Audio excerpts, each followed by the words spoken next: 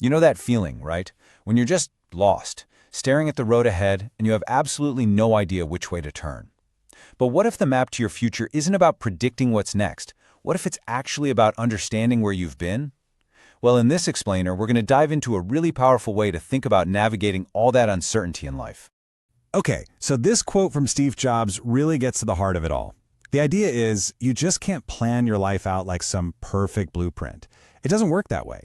Instead, you have to trust that all the things happening right now, the good, the bad, even the totally unexpected stuff, are all dots that will somehow make sense when you look back.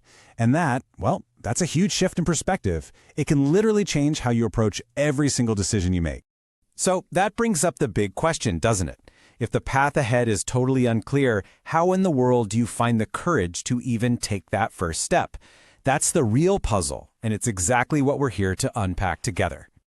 All right, so where do we even begin with this? Well, the very first step, the foundation of it all, is learning to trust. And look, this isn't about blind faith, just hoping everything will be perfect. Not at all. It's more about trusting that even the detours, the wrong turns, the setbacks, they're all part of the journey. They're all leading you exactly where you need to be. And this is where the real courage kicks in, right? It's that willingness to just take a leap of faith, to truly believe that all these scattered pieces of your life, all these dots, will eventually connect to form something beautiful, like a mosaic. It's about starting to see every single experience not as some random thing that happens, but as a really crucial thread in the whole tapestry of your life. And the beautiful thing about this is that there's no right or wrong answer here. Your source of trust, it can be anything that really clicks with you. Maybe it's your gut instinct, maybe it's destiny, or life itself, or karma. It can be whatever you believe in. The point is, you have an anchor, something solid to hold on to when things get a little choppy. And here's the big payoff for all that trust.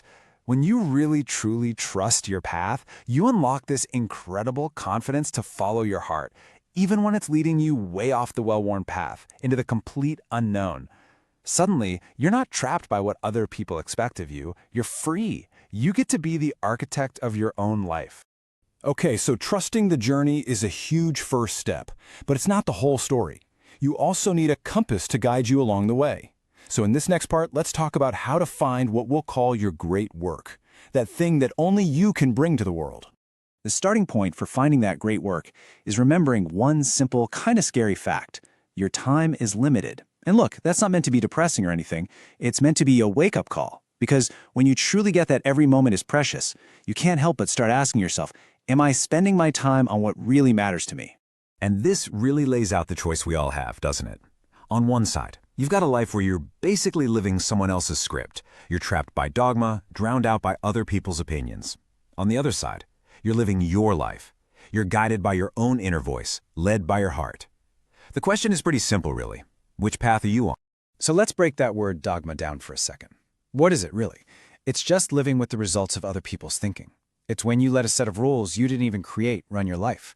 You let their noise drown out your own inner voice. And man, this is one of the biggest traps we could fall into. It's a huge roadblock to finding what you're really meant to do. So what's the secret sauce for doing great work? It's actually pretty simple. It's not about being the most talented or the luckiest person in the room. It's about loving what you do. Because when you're genuinely passionate about it, the hard work doesn't feel like a chore. You want to get better. The work itself is the reward. And this is such a crucial reminder for all of us. If you haven't found that thing you love yet, just keep looking. Don't settle. Finding your passion isn't some destination you just arrive at one day. It's a journey. And yeah, there are going to be times when you feel lost or you want to give up, but you can't. You have to keep exploring, keep learning, and never ever settle for a life that's anything less than what you're truly capable of. Now, of course, this whole journey, it's not always going to be a walk in the park. There will be obstacles, and a lot of the time, the biggest obstacles are the ones we create inside our own heads. So in this next section, we're going to talk about confronting those inner enemies that can hold us back from being who we're meant to be. So let's talk about public enemy number one when it comes to our potential: fear. As this quote says, fear kills dreams. It kills hope. It's this incredibly powerful emotion that can completely paralyze you, right? It stops you from taking the very risks you need to take to grow. But here's the thing you got to remember about fear. It's just a feeling. It only has the power you decide to give it. I mean, look at the damage fear can do. It can literally put people in the hospital. It can age you, it kills dreams, it kills hope, and it holds you back from everything you could be. It's devastating, but here's the good news. You don't have to be a victim of your fear. You can absolutely learn to manage it, and maybe even use it to your advantage. So how do you win this war against fear? Well, it really boils down to an internal battle, following your feelings versus following your principles. See, your feelings, they'll always look for the easy way out. They'll justify not doing the hard thing. But principles, discipline, that demands action. It's what keeps you moving forward. So the real question is, which one are you going to let be in the driver's seat? This really sums it up perfectly, doesn't it? If you don't discipline and contain your emotions, they will absolutely use you. They'll run your life. But when you build that muscle of discipline, you take back the controls. You're not just reacting to every feeling that pops up. You become the one in charge of your own destiny. Okay, we have covered a lot of ground. We've talked about trusting the journey, finding your purpose, and facing down your fears.